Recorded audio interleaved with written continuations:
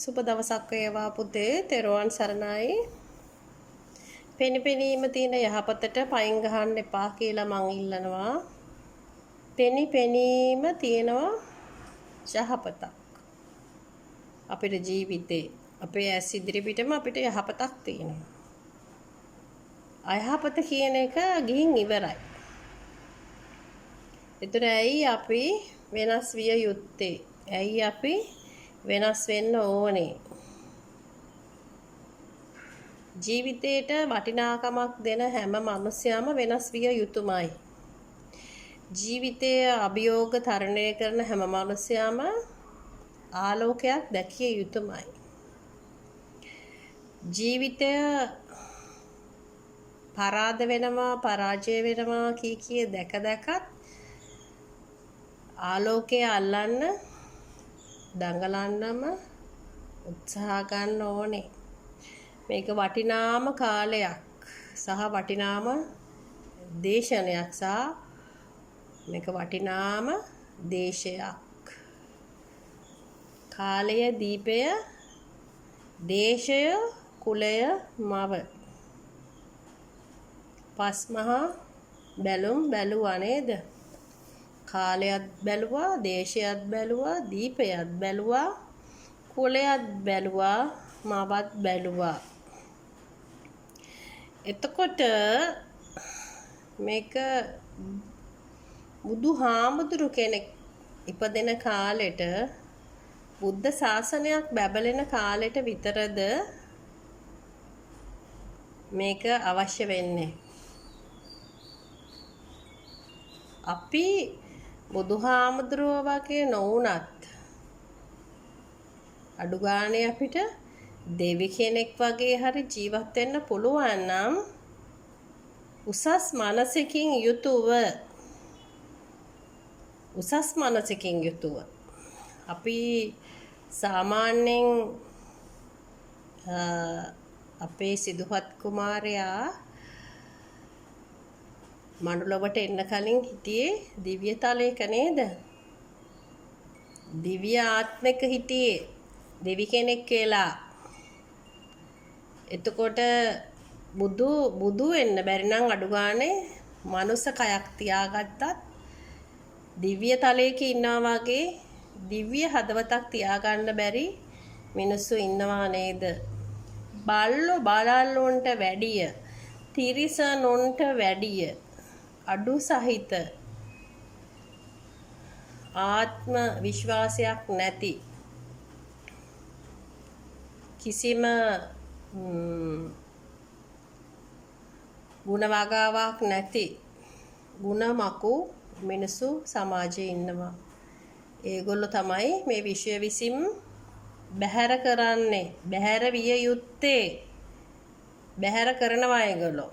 සබාදහම විසින් හෝ ලෙඩ රෝගයක් හදලා හෝ මේ විශ්වය විසින් බැහැර කරනවා. ඇයි? මේ විශ්ව මාතාවටත් විශ්වයේ පියාණන් වහන්සේටත් දැහැමි මිනිස්සු යෝනේ. දහම දන්න මිනිස්සු යෝනේ. ධර්මානුකූලව කටයුතු කරන මිනිස්සු යෝනේ. ඉතින් දෙවියෝ ඇයි මේ ලෝකෙ දිහා දෙවියෝ බලන්නේ නැත්තේ ඇයි? දෙවියෝ අපිට ප්‍රශංසා කරන්නේ නැත්තේ ඇයි? දේව බැල්ම අපිට දෙන්නේ නැත්තේ ඇයි කියලා අහන හැම මනුස්සයටම මම කියන්නේ ඇත්තටම දේව ගතියක් ඔයාලා ළඟ තියෙනවද කියන එක.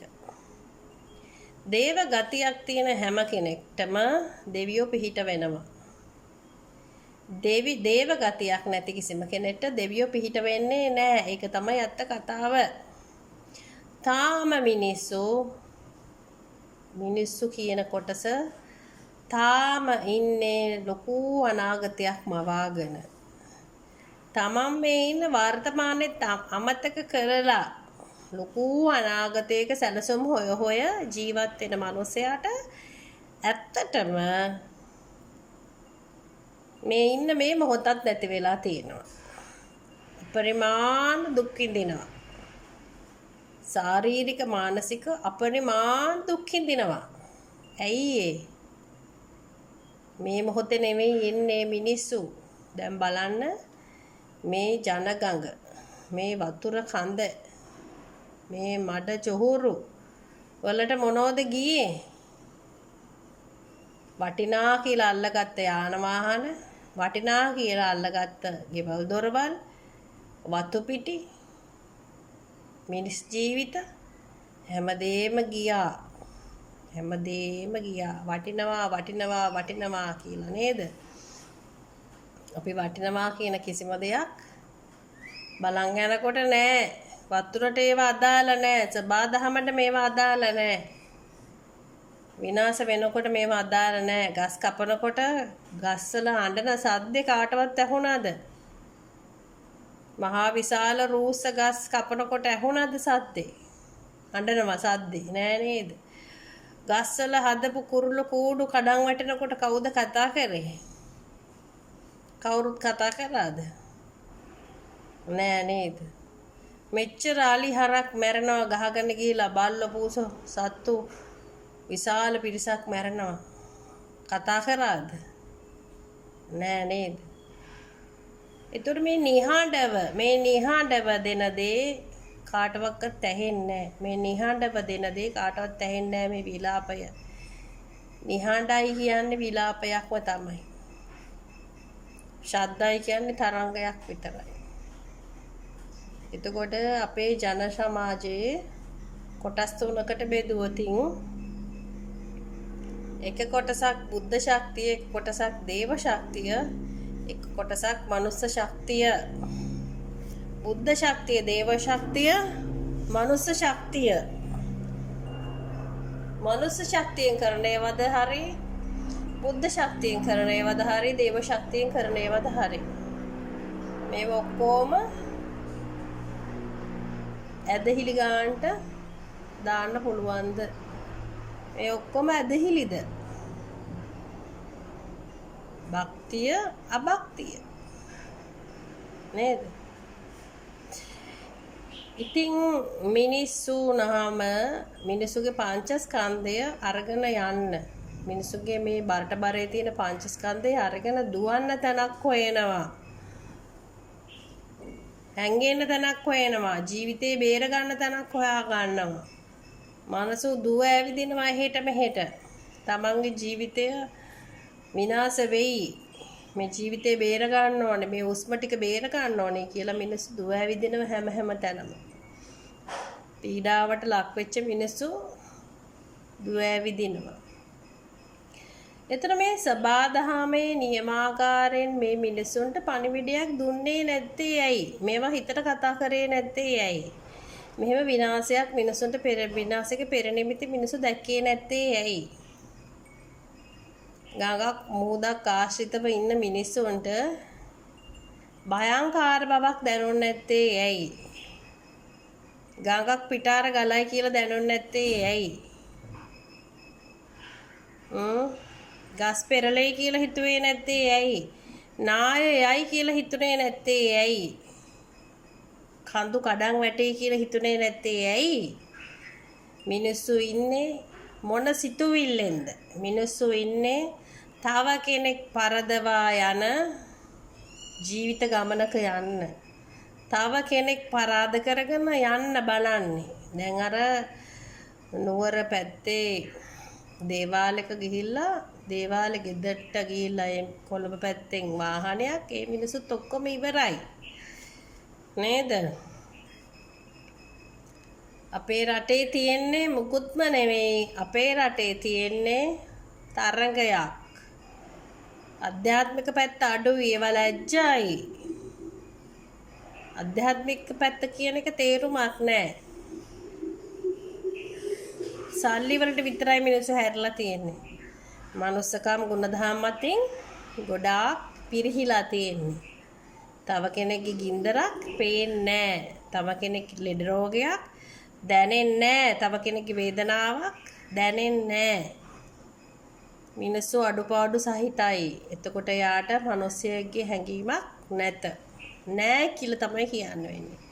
නියම මනුස්ස හැඟීමක් තියෙන්නේ කීයෙන් කී දෙනාටද?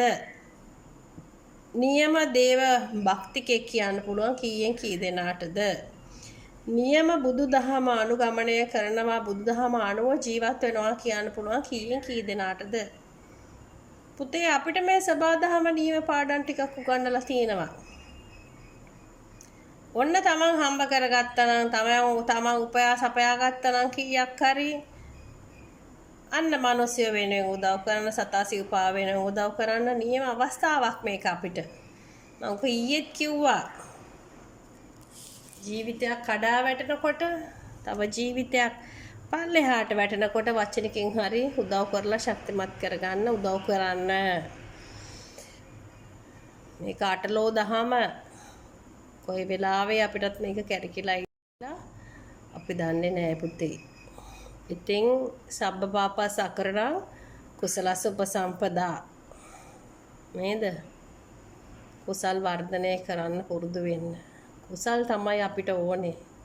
කුසල් වර්ධනය කරගන්න පුතේ. ජීවිතේට කවදාකවත් අංගහිඟකම් පාඩුකම් අලාභකම් එන්නේ නැහැ. දෝෂ එන්නේ නැහැ. දෝෂ නැති ජීවිතයක් ගත කරන්න නම් කුසල් වර්ධනය කරගන්න. කුසලය වර්ධනය කරගන්න. නියම චේතනාව, පිරිසිදු චේතනාව ඉස්සරහට දාගන්න. තව කෙනෙක් කාලා බීලා ඇඳලා ඉන්නවට ඉරිසියා කරන්න එපා. තව කෙනෙක් හොඳින් ඉන්නවට ඉරිසියා කරන්න එපා.